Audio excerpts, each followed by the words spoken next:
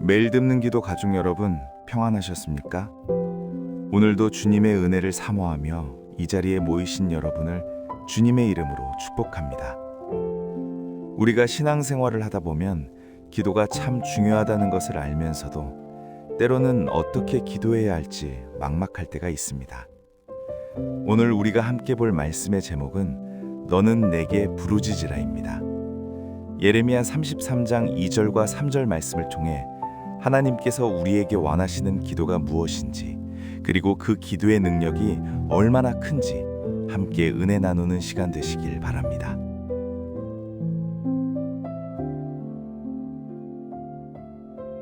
하나님의 명령과 약속. 화면을 보시면 너는 내게 부르짖으라는 말씀이 크게 적혀 있습니다. 여러분, 이 말씀은 하나님께서 우리에게 하시는 엄중한 명령입니다. 하나님께서 우리에게 단순히 기도하면 좋겠다고 권유하시는 것이 아닙니다. 이 명령 뒤에는 놀라운 약속이 따릅니다. 내가 내게 응답하겠고 네가 알지 못하는 크고 은밀한 일을 네게 보이리라고 하셨습니다. 우리가 순종하여 부르짖을 때 하나님은 반드시 응답하시고 우리가 상상조차 못했던 큰 일을 보여주신다고 약속하셨습니다.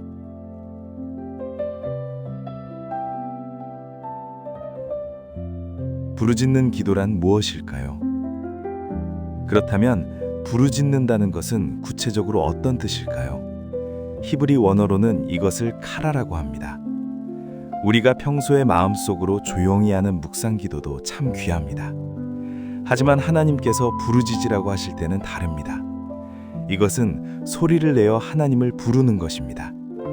마치 위험에 처한 사람이 간절히 도움을 청하듯이 우리의 영적이고 육체적인 힘을 다 쏟아내어 소리내어 기도하는 것을 말합니다.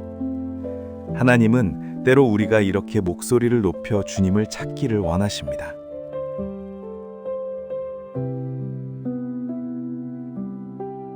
기도의 힘과 성령의 임재. 신약 성경 사도행전을 보면 이 부르짖는 기도의 능력이 잘 나타납니다. 예수님께서 승천하신 후 제자들은 예루살렘을 떠나지 않고 약속하신 성령을 기다렸습니다. 그들은 그냥 기다린 것이 아닙니다. 120명의 성도가 마가다락방에 모여 마음을 같이하여 오로지 기도에 힘썼습니다. 그들이 전심으로 부르짖으며 기도했을 때 어떤 일이 일어났습니까? 오순절날 급하고 강한 바람 같은 소리와 함께 불의 혀처럼 갈라지는 성령의 능력이 그들에게 임했습니다. 간절한 부르짖음은 이처럼 성령의 능력을 담는 그릇이 됩니다.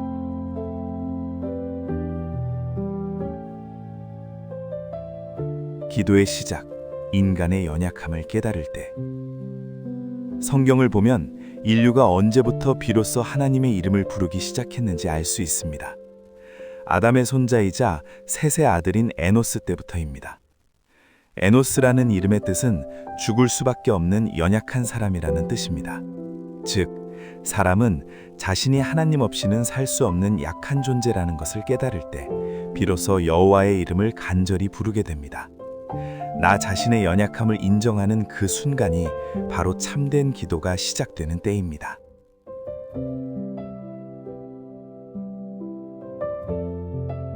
믿음의 조상들의 삶.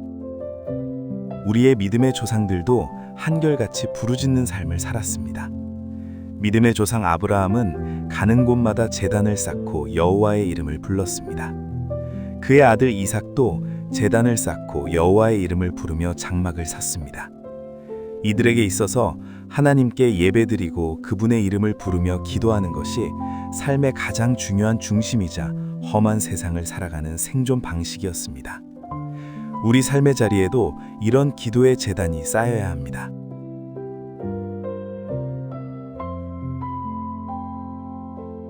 하나님을 가까이 하는 방법. 우리가 하나님을 더 가까이 만나고 싶다면 어떻게 해야 할까요? 신명기 4장 7절은 이렇게 말씀합니다. 우리 하나님 여호와께서 우리가 그에게 기도할 때마다 우리에게 가까이 하심과 같이. 정말 놀라운 말씀입니다. 우리가 기도할 때마다 하나님은 우리 곁으로 가까이 오십니다. 부르짖는 기도는 하나님과 우리 사이의 거리를 없애고 전능하신 하나님을 내 삶의 자리로 모셔오는 가장 확실한 통로입니다.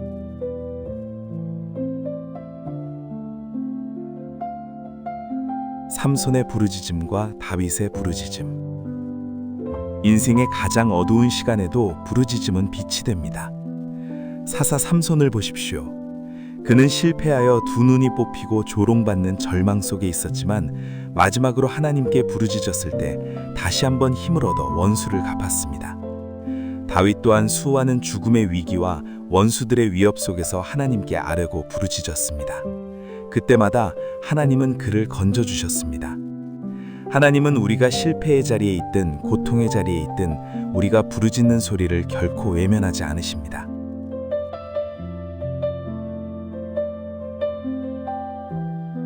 기적을 부르는 소리, 솔로몬과 엘리야.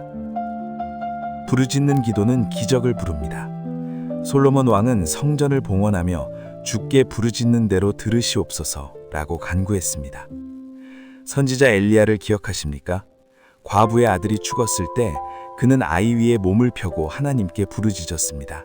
그러자 죽은 아이의 혼이 돌아오고 살아났습니다. 또한 갈멜산에서 불로 응답해달라고 부르짖었을 때 하늘에서 불이 내려왔습니다.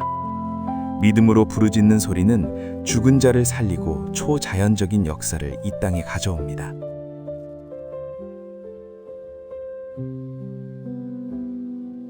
구원의 약속. 예레미야 29장 12절에 너희가 내게 부르짖으며 내게 와서 기도하면 내가 너희들의 기도를 들을 것이요 라고 하셨습니다. 그리고 요엘 선지자를 통해 주신 아주 중요한 약속이 있습니다. 누구든지 여호와의 이름을 부르는 자는 구원을 얻으리니. 구원의 문은 모든 사람에게 열려 있지만 그 구원은 주님의 이름을 입으로 시인하고 부르는 자에게 실제가 됩니다. 부르는 자에게 구원이 임합니다.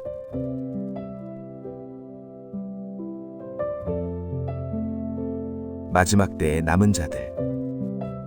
성경은 마지막 때에 대해서도 예언하고 있습니다. 스가랴와 스바냐 선지자는 마지막 환란과 연단의 때에 남은 자들이 있을 것이라고 말합니다. 이 남은 자, 즉 끝까지 믿음을 지키는 하나님의 백성들의 특징은 무엇일까요? 바로 여호와의 이름을 부르는 것입니다. 불같은 시험 속에서도 주님의 이름을 부르는 그들을 하나님은 이는 내 백성이라고 인정해 주십니다.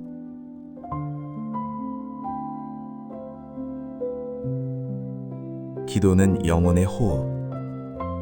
예레미야 애가 3장을 보면 선지자가 심히 깊은 구덩이에서 주의 이름을 불렀나이다 라고 고백합니다. 사방이 막힌 것 같은 깊은 절망의 구덩이에 빠져 있을 때 우리가 할 수 있는 유일한 일은 위를 향해 주님의 이름을 부르는 것입니다. 우리가 숨을 쉬어야 육체가 살듯이 부르짖는 기도는 우리 영혼이 깊은 구덩이에서도 질식하지 않고 살아남는 영적 호흡입니다. 그때 주님은 다가오셔서 두려워하지 말라고 말씀해 주십니다.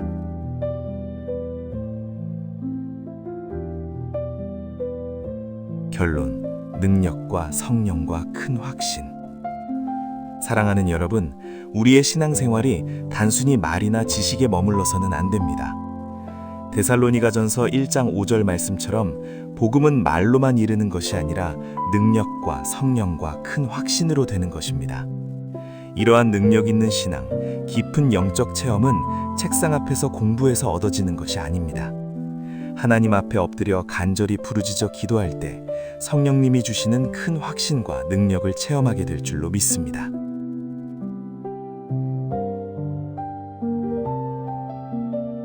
오늘 나눈 말씀을 정리해 보겠습니다.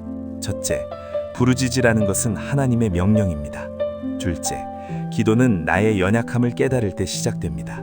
셋째, 우리가 부르짖을 때 하나님이 가까이 오십니다.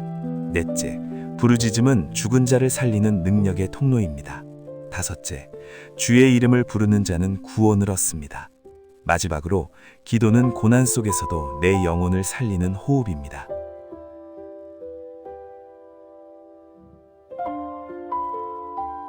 너는 내게 부르짖으라. 주님은 지금도 여러분의 목소리를 기다리고 계십니다. 삶이 힘들고 답답할 때 묵묵히 참지 마시고 소리내어 주님의 이름을 불러보십시오. 하나님께서 여러분의 작은 신음에도 귀 기울이시고 크고 은밀한 일로 응답해 주실 것입니다.